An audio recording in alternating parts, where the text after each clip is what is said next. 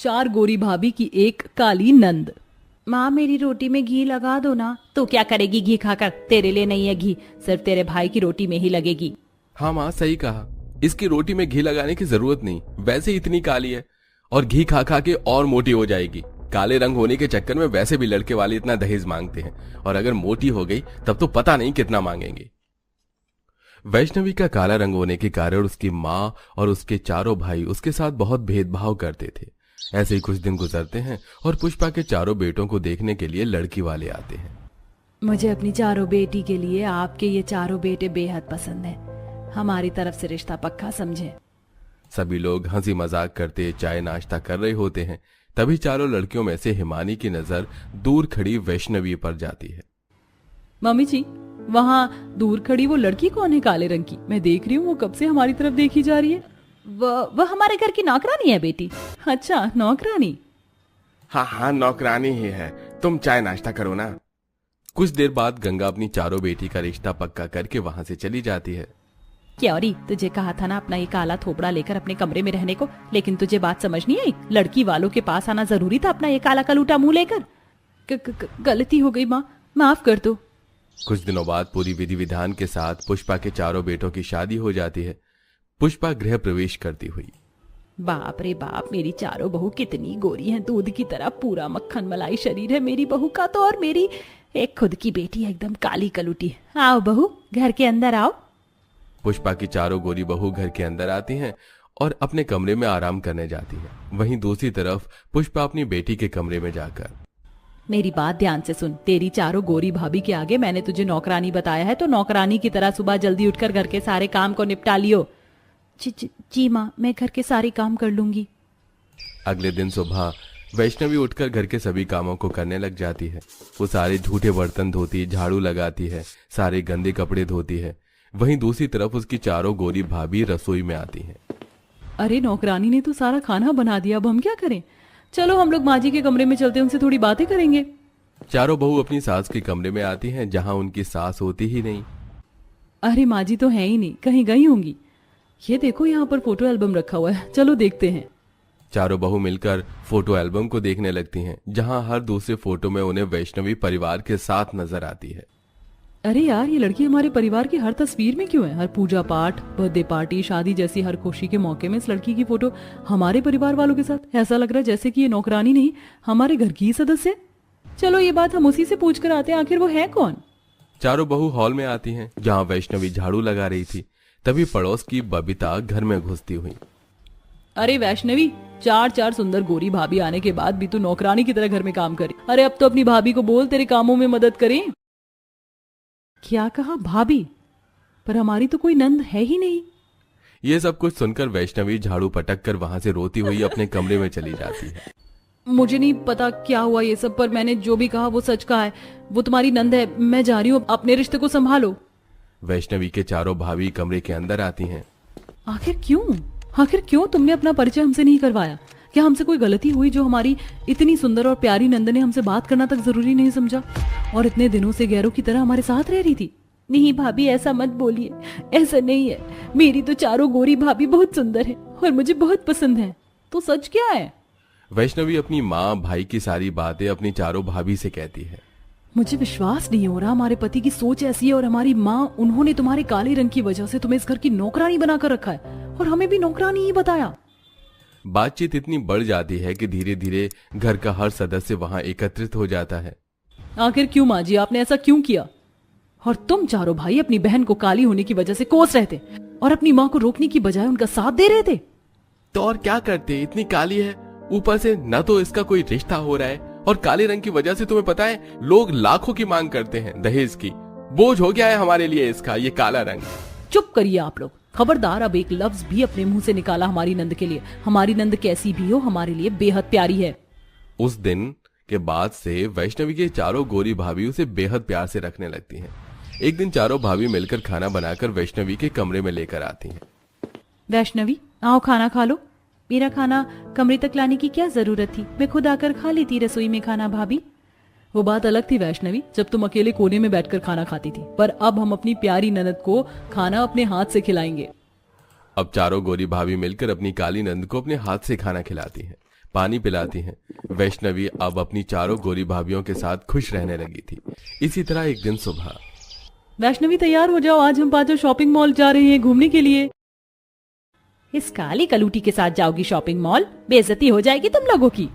माँ जी, इसकी चिंता आपको करने की कोई जरूरत नहीं। हमारी ननद बेहद खूबसूरत और प्यारी है, हम उसके साथ ही शॉपिंग मॉल जाएंगे। अब तैयार होकर वैष्णवी अपनी चारों गोरी भाभी के साथ शॉपिंग मॉल जाती है, जहां पर वैष्णवी तरह तरह के कपड़ों को ट्राई करती है। वैष्णवी, ये ड्रेस तुम पर बहुत अच्छी लग रही है, बहुत प्यारी लग रही हो तुम। शुक्रिया भाभी, आज से पहले कभी मेरी किसी ने इतनी तारीफ नहीं की। आप चारों बहुत अच्छी हो। शॉपिंग मॉल से बाहर आने के बाद सामने एक ठेले पर भेलपुरी बिक रहा होता है। वैष्णवी, तुम्हें भेलपुरी खाना पसंद है? मुझे तो बहुत पसंद है, तुम कहो तो खाने चले। अरे भाभी, इसमें पूछने वाली क्या बात है, मुझे भी बहुत पसंद है। चलिए ना, खाते हैं मसालेदार चटपटी भेलपुरी। अब अपनी चारों भाभी के साथ खुशी खुशी वैष्णवी भेलपुरी खा रही होती है। तभी वहां से गुजरता एक लड़का। अरे ओ काली कलोटी बैंगन लोटी, लगता है धूप की सारी किरणें तेरे मुंह पर ही पड़ गई हैं। बाप रे, कितनी काली है, कभी फेयर एंड लवली भी लगा लिया कर। अरे ओ, तूने अपनी शक्ल देखी है? चूसे हुए आम जैसी शक्ल तेरी है, सड़े हुए केले के छिलके जैसा तेरा शरीर है। ये चप्पल देख रहा है? इतना मारूंगी ना, कल ठिकाने आ जाएगी तेरी। अरे रहने दीजिए मैडम, इन आवारा लड़कों से मुंह मत लगिए, इनका तो रोज का काम है लड़कियों को छेड़ना। चारों गोरी भाभी अपनी काली नंद को प्रोटेक्ट करती हैं और वहां से घर आ जाती हैं। ऐसे ही कुछ दिन गुजरते हैं और एक दिन लक्ष्मी कहती है, शीतल, डॉली, हिमानी, मैं क्या सोच रही थी कि अब हमें हमारी प्यारी नंद के हाथ पीले कर देने चाहिए। हाँ, तुम सही सोच रही हो, और हर लड़की का सपना होता है दुल्हन बनने का। और सच कहूँ तो मेरी नजर में एक लड़का भी है जो यहीं किशनगंज में रहता है। अब अगले ही दिन डॉली अपनी दोस्त पुनीत को चाय पर बुलाती है। वैष्णवी चाय लेकर पुनीत के पास आती है। पहली ही नजर में वैष्णवी पुनीत को पसंद आ जाती है।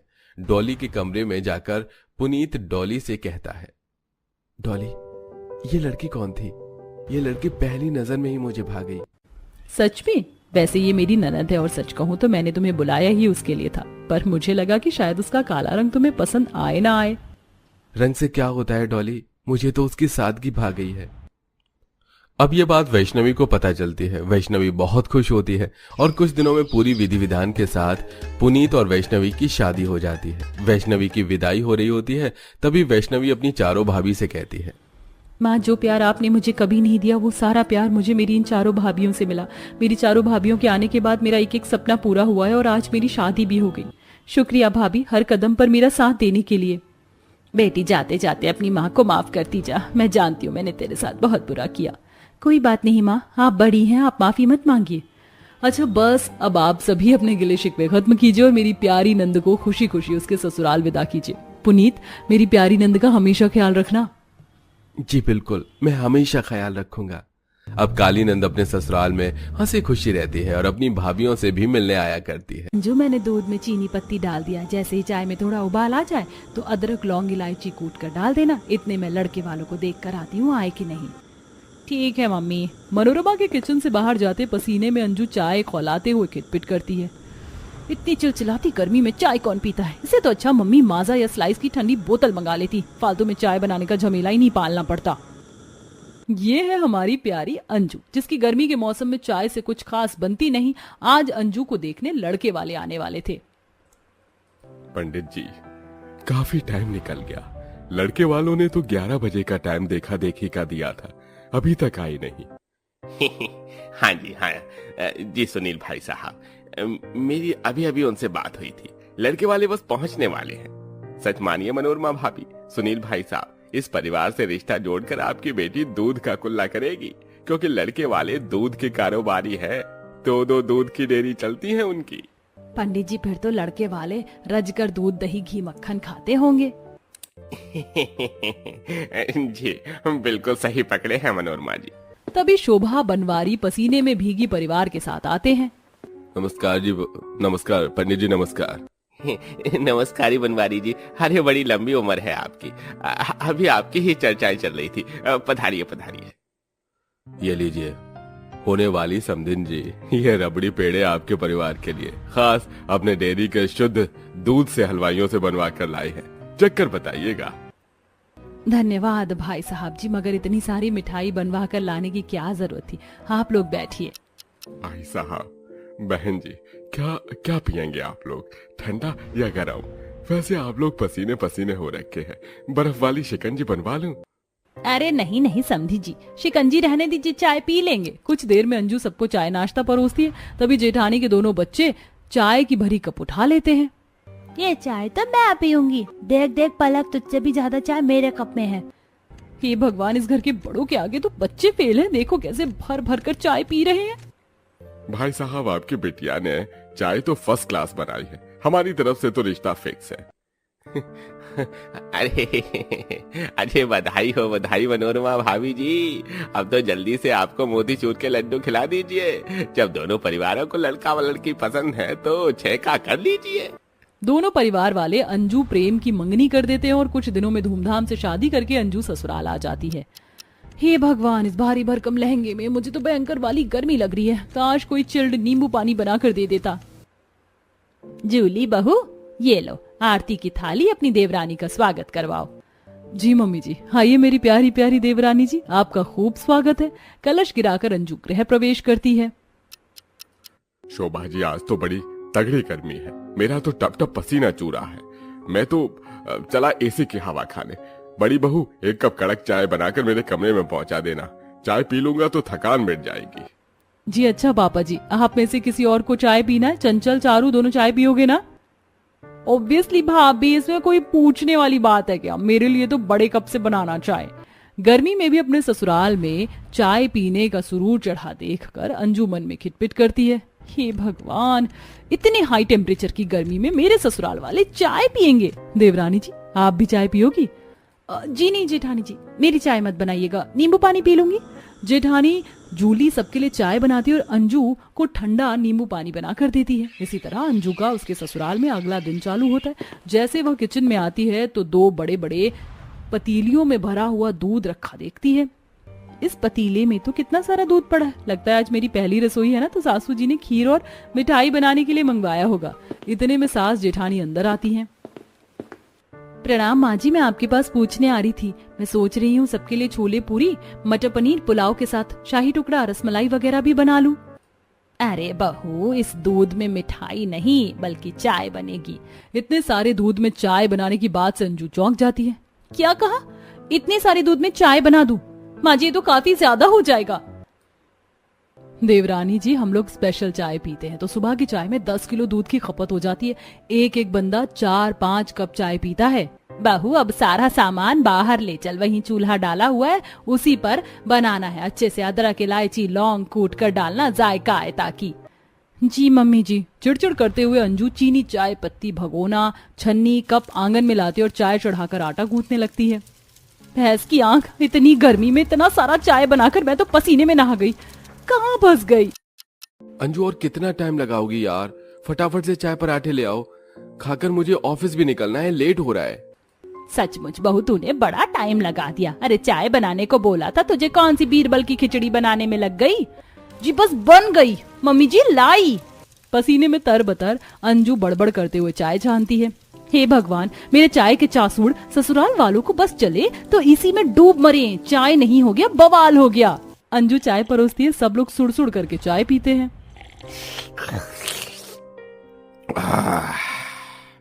वाह नहीं बहू, चाय तो तुमने एक नंबर की बनाई है। एक कप और पिला दो। पर पापा जी, आप इतनी गाढ़ी दूध की चाय ऐसे ही पी गए? एक आधा पराठे के साथ खा लीजिए, वरना खाली पेट चाय पीने से पेट में गैस बन जाएगी। अंजू की हिदायत देने पर बनवारी आग बबूला हो जाता है। अरे बहू, मेरा हाजमा दुरुस्त है, तू चाय डाल। अंजू बहू, तूने चाय को अच्छे से खौलाया नहीं, दूध में कच्चापन है। दोपहर के टाइम अच्छे से उबालना चाय। क्या आप लोग दोपहर में भी चाय पियेंगे? खाना पीना नहीं खाएंगे क्या? भाभी, आप इतना शॉकिंग रिएक्शन क्यों दे रहे हो? जिसके घर में खुद दूध की डेयरी चलती हो, उनके 3-4 टाइम चाय पीना तो आम बात है। हे भगवान, मेरा तो ये सोच कर ही फेफड़े बाहर आ रहे हैं। इतनी आग बरसती गर्मी में मुझे दोपहर में चूल्हे पर चाय बनानी पड़ेगी। चाय के बर्तन साफ करते हुए दोपहर ढल जाती है। तभी देवर जेठ डेयरी बंद करके बड़े बड़े दूध के डिब्बे घर ले आते हैं। ये लो अंजू, दोपहर की चाय के लिए दूध। चाय चढ़ा दी? दोबारा चाय बनाने की बात से अंजू का मुंह सड़ जाता है। जी जेठ जी, बस अभी चढ़ाती हूँ। हे भगवान, इस चाय पीने वाले ससुराल में शादी करके मैं तो बड़ा पछता रही हूँ। चिढ़े मिजाज से अंजू चूल्हे पर चाय बनाती है, जहां दोपहर के चमकते सूरज के चलते उसके शरीर पर लाल लाल दाने निकल जाते हैं। काफी लू भी चल रही थी। तौबा तौबा तौबा, इस तपतपाती धूप में चाय बनाकर मेरा तो कचूमर निकल गया। तभी जेठानी के दोनों बच्चे स्कूल से आकर बस्ता पटकते हुए सीधा चाय की खुशबू सूंघ कर बाहर आते हैं। चाचा फटाफट से हमको चाय दे दो, फिर हमें होमवर्क करना है। अंश, पलक, बच्चे ज्यादा चाय नहीं पीते। मैंने रोटी सब्जी बना कर रखी है, जाकर खा लो। नहीं, हम भी चाय पियेंगे तो पियेंगे। दोनों बच्चों को हल्ला गुल्ला मचाते देखकर जेठानी आती हैं। अंश, पलक, बच्चों, तुम दोनों यहाँ क्या कर रहे हो? पैर नहीं चल रहे? अंदर चलो। मम्मी देखो ना, चाची चाय देने से मना कर रही है। अरे बच्चों, तुम दोनों को ब्रेड मक्खन के साथ चाय दूंगी, चलो अंदर। बड़ी तो बड़ी, इस घर के बच्चे भी एकदम लतखोर हैं। इसी तरह गर्मी में बेचारी अंजू का दिन ससुराल वालों को चाय पिलाते पिलाते गुजर जाता है। देखते देखते अंजू की शादी को 2-3 सप्ताह गुजर जाते हैं और गर्मी का तापमान भी चरम पर पहुंच जाता है। मम्मी, ये सुबह सुबह मेरे पेट में खलबली क्यों मच रही है? इतनी गर्मी में चाय पीने का नतीजा है। गुड़गुड़ पेट पकड़े अंजू चूल्हे पर चाय छोड़कर बाथरूम की तरफ भागती है। कौन है अंदर? दरवाजा खोलो। भाभी, मैं हूँ अंदर। चारू, जल्दी से बाहर निकलो, नहीं तो बाथरूम के बाहर खड़े खड़े ही मेरा रायता फैल जाएगा। भाभी, पहले मेरा तो होने दो, कब्ज बनी पड़ी है। इतनी गर्मी में 10-10 कप चाय पियोगी तो कब्जी बनेगी। अगले ही पल चारू गुस्से में बाथरूम से बाहर आती है। भाभी, don't underestimate power of the tea lover. समझिए आप, चाय के खिलाफ कुछ नहीं। लाख समझाने के बावजूद भी अंजू के ससुराल वालों के सर से चाय का फितूर नहीं उतरता। ज्यादा चाय पीने से उन्हें भूख न लगने की समस्या बन जाती है। वहीं सास ससुर का शुगर लेवल बढ़ने लगता है कि एक सुबह इन चाय के दीवाने ससुराल वालों ने मेरी नाक में दम करके रख दिया। आज इन्हें मजा चखाना पड़ेगा। अंजू चिढ़कर चाय में खूब सारी चीनी डालकर उसे खूब मीठा कर देती है। मम्मी जी, पापा जी, जेठानी जी, चारू, चंचल, चाय ले लीजिए। चलो भाई साहब, अपनी अपनी चाय ले लो। एक घूंट चाय पीते ससुर का मुंह चढ़ जाता है। बहू, ये तूने आज की चाय जरूरत से ज्यादा मीठी नहीं कर दी? रसगुल्ले की चाशनी लग रही है।